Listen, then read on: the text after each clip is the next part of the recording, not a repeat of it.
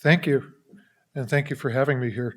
We're going to move a little bit from medicine to food here, and I want to start by having everybody imagine a perfectly marbled steak. Now, imagine if you didn't need a cow to make that steak, a real steak. And I think, how would that work?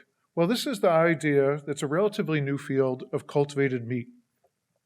In cultivated meat, you would isolate stem cells from an animal, say a cow, and you take those stem cells and you'd grow them up in a lab and media and nutrients that would allow those cells to grow. And when they grew enough, you would take all those cells and you put them in a slightly larger container and grow them up there and keep on going step by step until you got to full production scale, which is likely to be something like a 250,000 liter stainless steel fermenter. How big is that? Well, that kind of fermenter would fit in about from where I am to the wall and be taller than this room. It's huge, growing cells. And you'd grow those stem cells to that size, and then at that point, you'd have to do something to differentiate them into all the parts of meat: muscle, fat, and connective tissue. Right? And you could take all those cells and mush them back together into a hamburger, or maybe better yet, 3D print them into that perfectly marbled steak. Well, why is this idea important? Well, there's lots of reasons why this idea is important, but perhaps the most pressing of those ideas is the fact that in the next 30 years or so, the population of Earth is going to grow to between 9 and 10 billion people. In addition to that, in developing countries, people are adding more and more meat to their diet, and they want to do that. Well, this means, by our estimates from here and other places, that by 2050, we're going to need to produce 60% more meat for people's diets in order to satisfy those dietary needs. Well, that's a lot.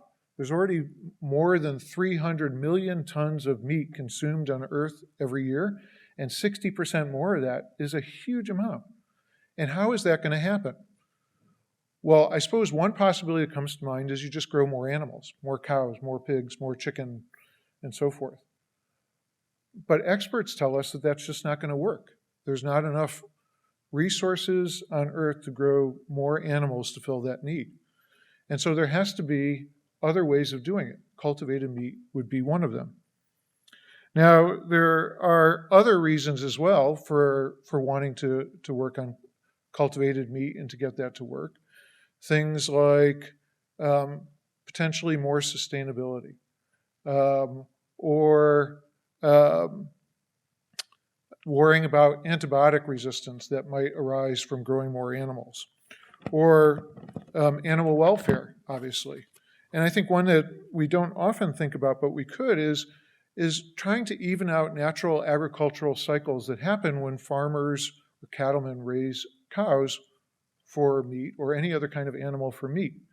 They go through ups and downs based on the weather and the climate change, and it's possible that the same raw materials could be used for cultivated meat as for growing those animals, produced in the same location or very nearby, and using the same distribution channels to get that meat to market, thus evening out those ag cycles. So there are lots of reasons to be thinking about cultivated meat. And the question is, if there are that many reasons to think about it, if it's so important, why isn't cultivated meat on the market yet? Well, there are about 100-something companies in the world that are working on trying to get that cultivated meat to market. And in fact, I didn't tell exactly the truth, because there is one product, cultivated meat product, on the market. It's a chicken nugget. It's actually produced by a Northern California company, but in Singapore.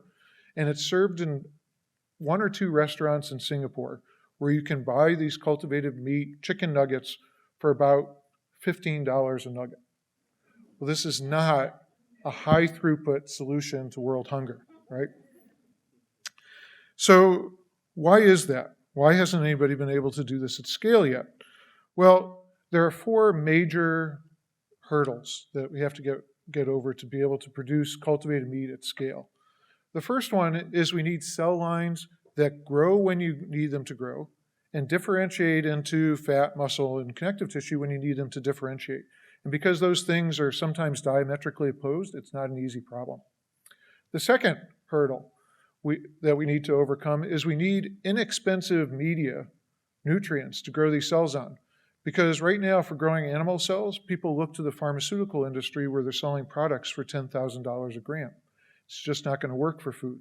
So we have to come up with probably plant-based or microbe-based media that are going to be really cheap and support growth, and not only support growth of these cells, because this is a food, the finished product has to taste good, it has to be healthy and safe and nutritious and stable, and all these things that the media are going to help the cells do.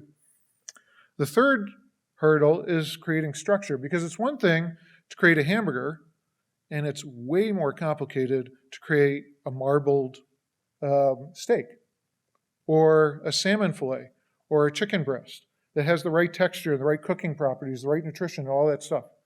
Way more difficult. And then the fourth hurdle is, well, companies have gone and spent 2 weeks making a piece of salmon, sashimi grade salmon. It's obviously not commercial that way.